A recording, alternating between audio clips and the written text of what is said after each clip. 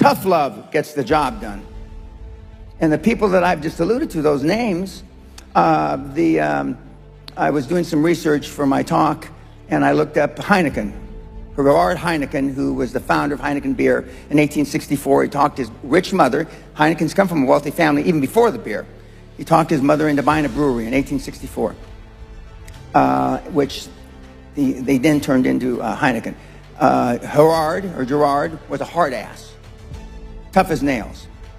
Now, I didn't know him, I'm not that old, but I did know Freddie Heineken, the old man, and he was hard ballbuster. Now, I don't know his daughter, the current CEO of Heineken, but I'm told she's a ballbuster. I did know Steve Jobs. I do know Elon Musk. I do know Warren Buffett. I do know, and they're all ballbusters. Success leaves clues, kids. I just named 5 of the greatest names in business in the last 150 years. And they all have one thing in common. They're ballbusters. They're hard as fucking nails. Where does that leave you? I'm the only speaker that you're ever going to hear that really, with all his heart, doesn't give a shit. If I leave here you liking me, I did something wrong. I fucking did something wrong. I'm not here for you to like me. I'm here as a favor to Michael, my mentee, for 20 years. I'm not here, you know, if you all die today, I don't give a shit. And I mean it. But Steve Jobs didn't give a shit about you either. Warren Buffett doesn't give a shit about you today. Elon Musk doesn't give a shit unless you're going to buy a Tesla car. Don't you understand? Don't you get it? You think Elon Musk wants to fit in? We know the answer is no, right? You want to fit in because you had poor role models at home. Most everybody in this room is a pleaser. I tell you to set goals beyond your lifetime. I tell you to set goals as soon as humanly possible. When kids come to me, they want to make 1 million, 10 million, you know, and then when they've made 100 million, they say, Mr. Pena, we would have never, ever dreamt that we could create 100 million until we met you. You will never exceed your highest expectation. You will never exceed your highest, craziest thought. Never. That's a guarantee. And so then why, other than you've been taught by your parents in conventional wisdom, to set low goals? They've told you, the theory is you set low goals so then you can stair-step achievement and you won't be as disappointed when you fail. That's the theory. But normally the person or the persons that have proposed that theory are poor.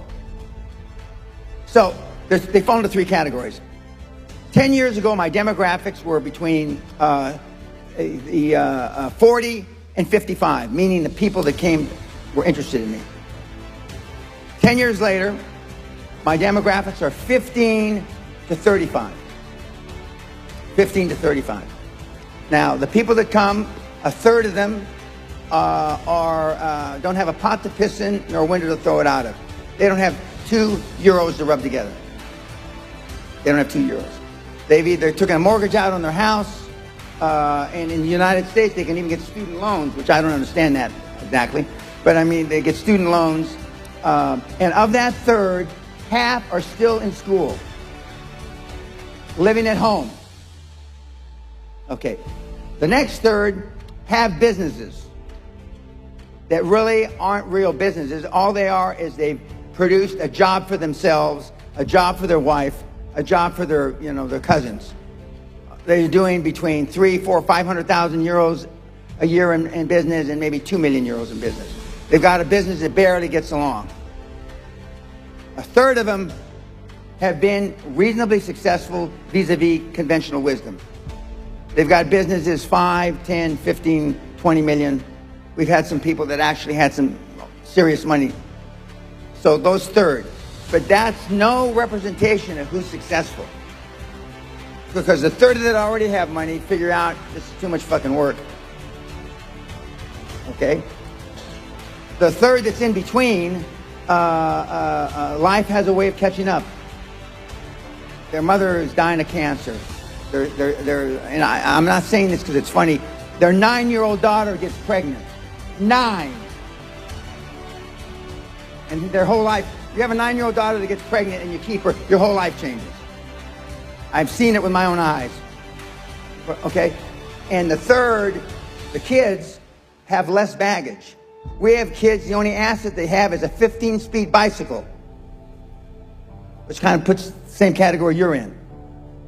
A 15-speed bicycle. For those of you that have done any research at all, on my website we have teenage multimillionaires flying around in their own jet planes. Teenage multimillionaires flying around in their own jet planes. They understand that? I think they do. Okay. You should be embarrassed. Teenage multimillionaires flying around in their own jet plane. And he's the one that had the 15-speed bicycle. That's why I use it a lot. He's not a teenager anymore. He's 21. If he were standing right here, Josh Kim. He's half Korean, half Caucasian. But the one thing that they all have in common is they're fucking hungry. Hungry for a better life. Hungry for change. Hungry for the tough love their parents didn't give them. The squeaky wheel gets the grease. And you've been taught all your life not to ask. To politically fit in. So the one moving part is a motivated seller. Now let's say that this table are all in IT. This table is in manufacturing. This table is in medical services. And this table is in construction. Of these 5 tables, or 5 industries I just mentioned, you're looking for a seller that is between 55 and 70. He has no line of succession, meaning he has nobody to leave the business to. Because most children today don't want to have anything to do with their parents' business. There's no succession planning. So there's got a guy, 68 years old, he's been in the business 35 years, he's built up a construction company to 5 million euros a year.